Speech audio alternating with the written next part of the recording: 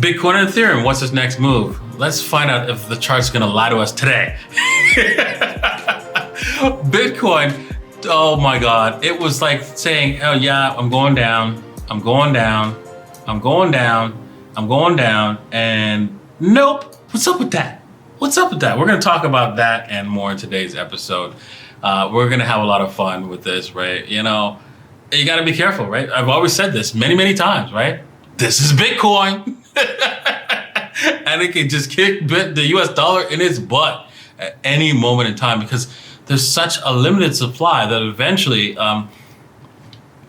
people will understand. The people with money will understand, or access to the printing press will understand that, wait a second here, there's no way for anyone to really print this and reduce the supply. So I better get some before somebody else does. And so once that happens, right, all of a sudden your TA goes out the window, right? But there is TA that said that it wasn't technical analysis. I wonder if I would call it technical analysis. I would call it fundamental analysis. It's white coffee accumulation, but we'll talk about that in today's episode as well. Oh boy. Well, I'm excited, man. I love being here, and we're doing this every day live, right? With my subscribers. If you haven't subscribed to Pandora's Wallet or DaVinci J15, please do so, right?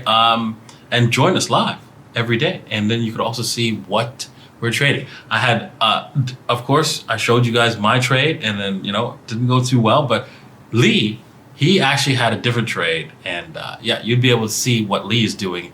And he seems to be doing all right. Now, I'm really impressed, right? So come on down and subscribe to Pandora's Wallet or DaVinciJ15.com, and you will actually be able to join us and see what we're doing, see what I'm buying, see what Lee's buying, and you see how everything is being played out. Okay, let's get on to the chart, but before we do, right?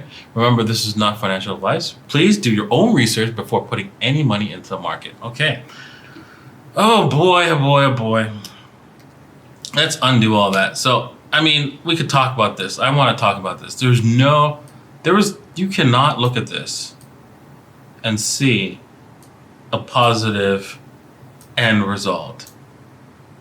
Right? You cannot see, the market's going to go upwards now. There's no way you could see that.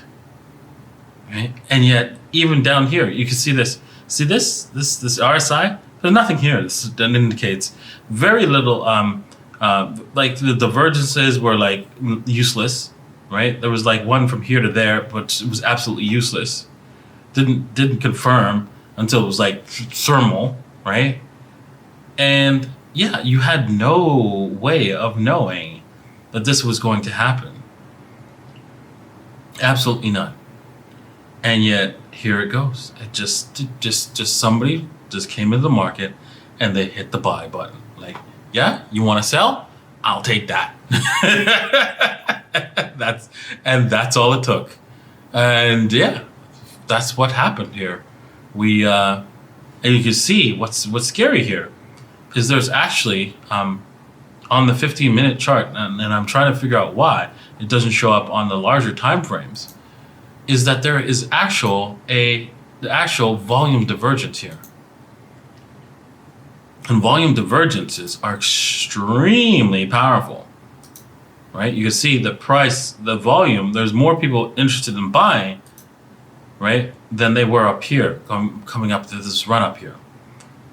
So, this is an interesting turn of events. Does that mean that the price action, that we could see us head to the 40K, and then that would indicate that we're going to break through the 40K? Because I don't see it possible that we can like retouch the 40K and have people actually try any more sellers at that level. I think the sellers have exhausted themselves, and you can see that that's the case here. As we pumped heavily into the 30, almost to the 35, or just above the $35,000 mark on the spot market, and wow. There it is. So, is there a trade? I think we're gonna have to wait and see. I'm not going to make a trade right now. I'm gonna hold. I'm gonna hold and see what happens. See if this thing actually comes back down, because I still think we're 70% to the downside. This might have been just a a whale coming in, deciding, you know what, screw it, I don't care what price it is. Even if it goes lower, I'm buying it, and the sellers are still powerful enough to push this thing down. And these are people who are like, oh, thank God, it came up to 35, but I'm out. Let's see if that's how that plays out. We're gonna have to see this thing, of course, break before we can see this thing head to 40K. We have to see it break these levels, of course, 35,550. If we break the 35,550, we could see, and we close a 4-hour candle, of course, above these levels here. Oops. We could probably see Bitcoin go all the way to the 40K fairly fast. Let's see here. There's a lot of traffic here. A lot of traffic here.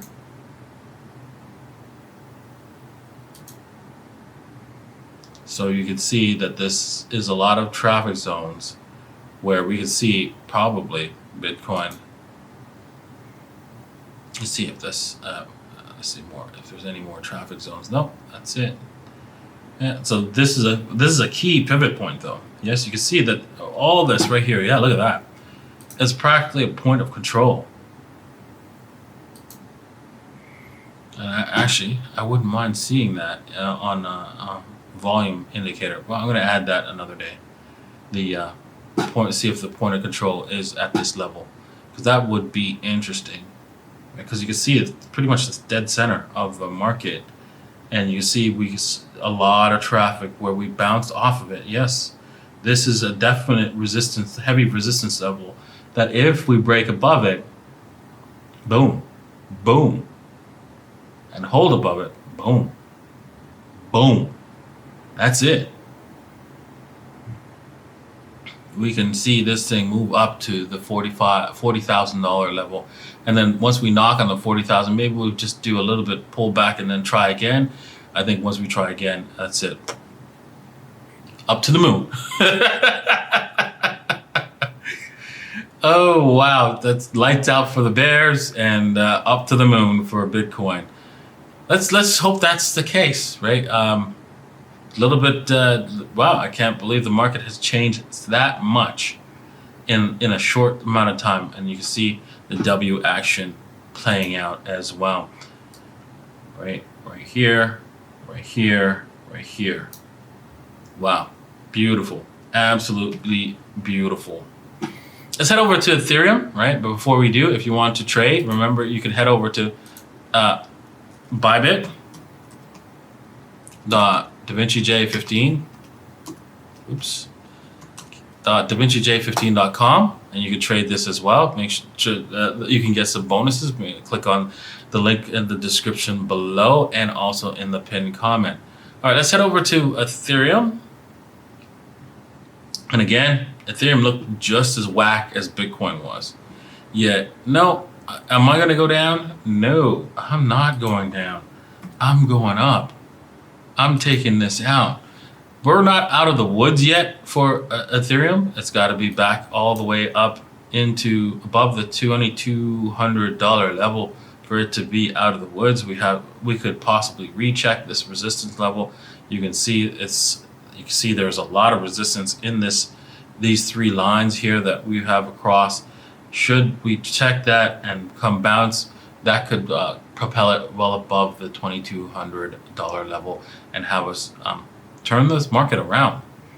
Turn around, because we do not want you down here. We do not want Ethereum down here. You do not want it down here at all. You might want it to buy some, but trust me, once we get down, if we got down here at the 1,500, yeah, well, I don't even want to talk about it, right?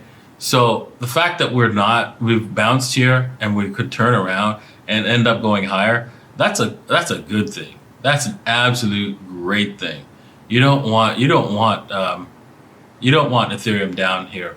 You don't want it. You just don't.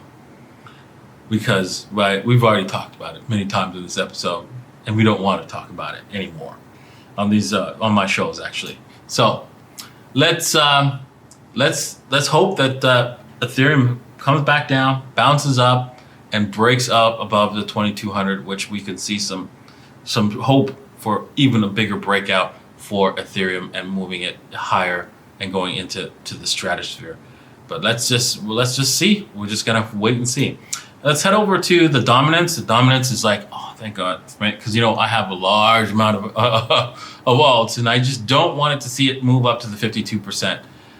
We are bouncing off the trend line, just like I was predicting. It was possible that we could have broke through the trend line. We're not breaking. We're still like knocking on the death doorsteps here with touching the trend line, but we haven't broken through. So that's a good thing.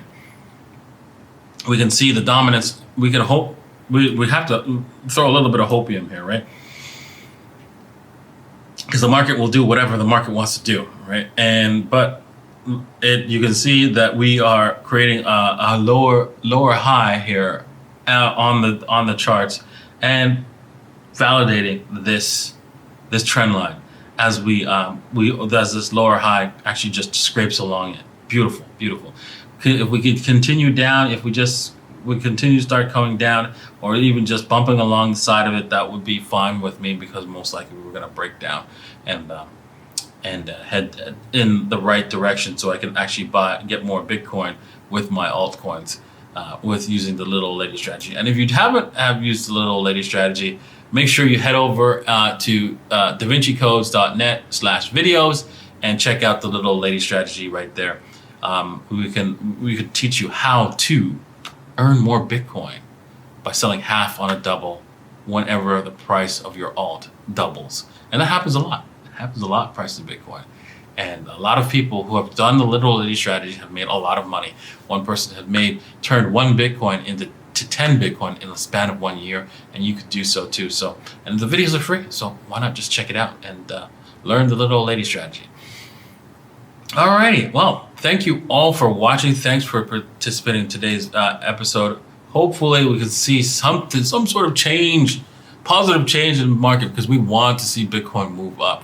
We all are here to see, to hodl Bitcoin, watch it move higher, watch it move up to the stratosphere, up to millions of dollars, and then we're all rich.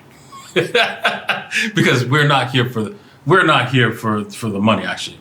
We're here for the technology, right? We just happen to be rich thanks to being here for the technology.